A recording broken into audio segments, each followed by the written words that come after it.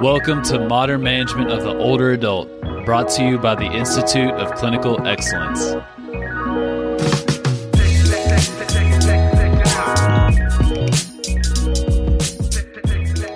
Hello, MMOA community. My name is Anisha Ranraja, and I'm a TA with the Modern Management of Older Adult Division of the Institute of Clinical Excellence.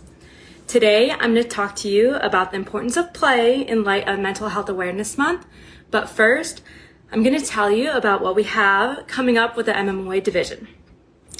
MMOA Essential Foundations is currently up and running, but the next cohort will start August 9th. MMOA Advanced Concepts starts on May 4th, so this Thursday. If you've taken Essential Foundations, get signed up to join us. We would love to have you. MMOA Live, we have another triple header weekend coming up May 20th and to 21st. We will be in Scottsdale, Arizona, Simi Valley, California, and Charlotte, North Carolina. So if any of those work for you, feel free to hop in. We still have seats in all of those classes. And then even though this is a little further out, I just want to put this on your radar because August 12th to 13th, the whole team will be at Lexington, Kentucky for MMOA Live, which will be an amazing time. And we get to check out Dustin and Jeff's new Stronger Life Gym, which is even more exciting. So if you can make that work, we'd love to have you. But today, I am going to talk to you a little bit more about play and why that's important to us and our older adult population. I'm on this big Brené Brown kick and just finished listening to The Power of Vulnerability and The Gifts of Imperfection, both of which I highly recommend. But in The Gifts of Imperfection, she discusses the idea of play and how Dr. Stuart Brown says that this is embedded into our nature. When I say the word play, what do you think of? For me, I see kids running around, playing, laughing around a playground, on the grass. Doesn't really strike me as like older adults playing, right? But play is not just for kids. Dr. Brown says humor, games, roughhousing, flirtation, and fantasy are more than just fun. It is a biological drive as integral to our health as sleep or nutrition. As we get older, we sometimes lose that sense of play or decrease interaction because of our physical limitations or because we have limited access to our community. But this is detrimental to our health, especially our mental health. Dr. Brown says that the opposite of play isn't work. The opposite of play is depression. There's a review published by Clinical Interventions in Aging that look for specific risk factors for suicidal thoughts and behaviors among older people, including psychiatric and neurocognitive disorders, social exclusion, bereavement, cognitive impairment, decision-making and cognitive inhibition, physical illness, and physical and psychological pain. This addresses a lot of the patients I work with and probably includes a lot of the patients that you work with. So this brings up the importance of why we need to address these stress factors, such as feelings of social disconnectedness, neurocognitive impairments, or decision-making, as well as chronic physical illness and disability. So what can we do? First thing is actually screen for depression. There's a few different ways to do this, but the PHQ-9 is a series of questions that rate severity of depression.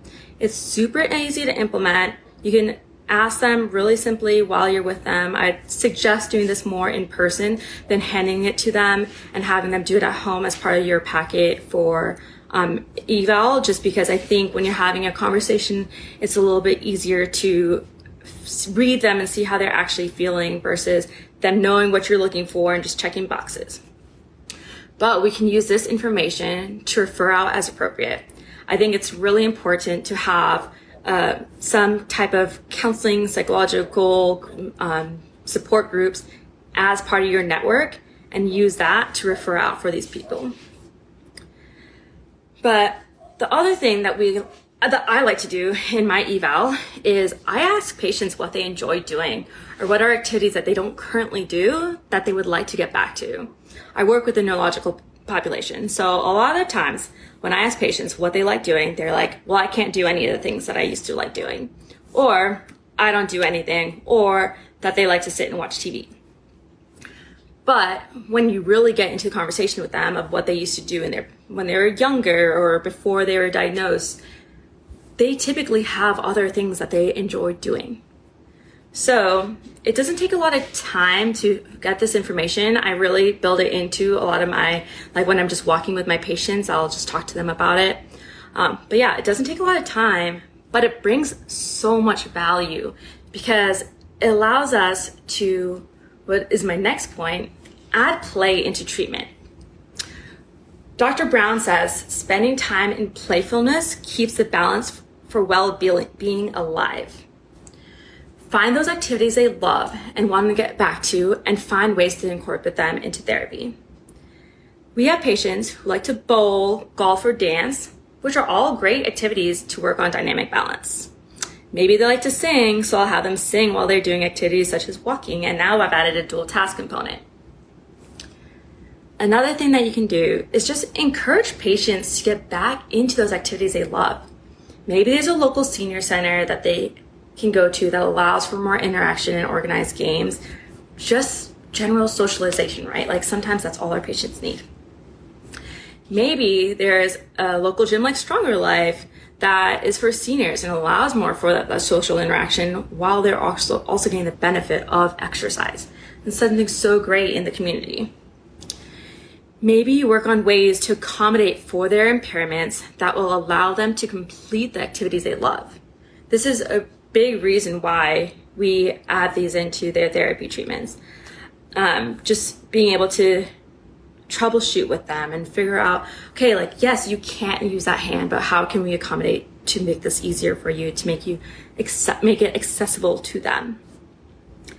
Maybe it's something simple as finding them a reliable ride source to get to activities.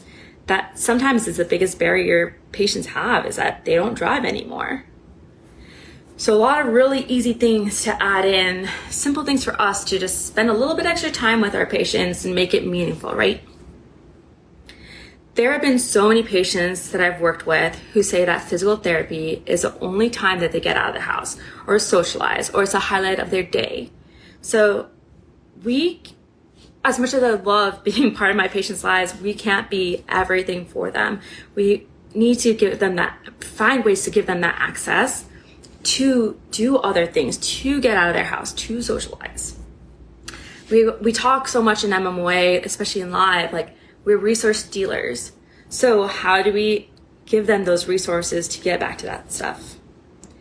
We can be an integral part of improving the quality of life just by listening to them, by adding in some fun activities during treatment and pointing them in the right direction of how they can add play back into their days. All right, so that's all I have for you tonight. If you have any questions, please feel free to reach out to me. If there's any reason that you don't know how to document some of these things, like I said, I'm great at figuring out like dynamic balance, easy enough. You're working on these things with this activity, but something I do all day long. So feel free to reach out to me. I'm gonna add a few resources below of things that I use for this podcast, but also just like some of Dr. Stuart Brown's work and the research article that we looked at for depression in the older adult population. But thank you so much for joining me today, and I hope you have a lovely rest of your evening.